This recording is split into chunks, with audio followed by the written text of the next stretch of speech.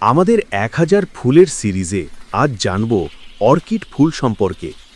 Orchid এমন এক ফুল যেটা দেখতে অনেক সময় পাখির মতো, প্রজাপতির মতো, এমনকি মানুষের মুখের মতোও লাগে। এই ফুলের ডাঁটা চিকন, পাপড়ি সাধারণত লম্বা আর বাঁকানো, আর মাঝখানে থাকে এক ধরনের বিশেষ আকৃতি যেটা একে অন্য সব ফুল থেকে আলাদা করে। বেশিরভাগ অর্কিড মাটিতে না দাঁড়িয়ে গাছের গায়ে ধরে বেঁচে থাকে, মানে তারা গাছের ডাল বা গুড়ির ওপর শিকড় ছড়িয়ে থাকে। অনেক অর্কিড ভিজে জঙ্গল, বৃষ্টিবন আর পাহাড়ি এলাকার আর্দ্র পরিবেশে জন্মায়, এমনকি পাথরের গায়েও ধরে থাকতে পারে। তাই এটা খুব নরম আর লাক্সারি দেখালেও বেঁচে থাকার শক্তি ভীষণ বেশি। অর্কিডের রং আর নকশা সত্যিই অবিশ্বাস্য।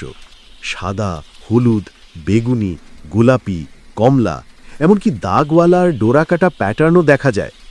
কিছু অর্কিড দেখতে এমন যে মনে হয় ফুল না, একেবারে ছোট্ট কোনো প্রাণী বসে আছে।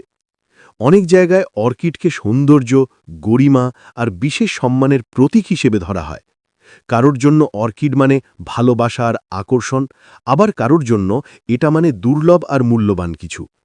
অর্কিড ফুল অনেক বাড়ি, হোটেল আর অনুষ্ঠানে সাজানোর জন্য ব্যবহার হয়, কারণ এটা দেখতে রাজকীয়, পরিষ্কার আর খুবই মার্জিত।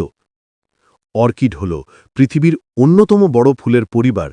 হাজার হাজার প্রজাতি আছে, মানে অর্কিড একটাই রকম না, অসংখ্য ভ্যারাইটি আছে। এক একটা রং, আকার, গন্ধ আর বেঁচে থাকার জায়গা এক এক রকম। এ কারণে অর্কিড শুধু একটা ফুল নয়, এটা এক ধরনের জগৎ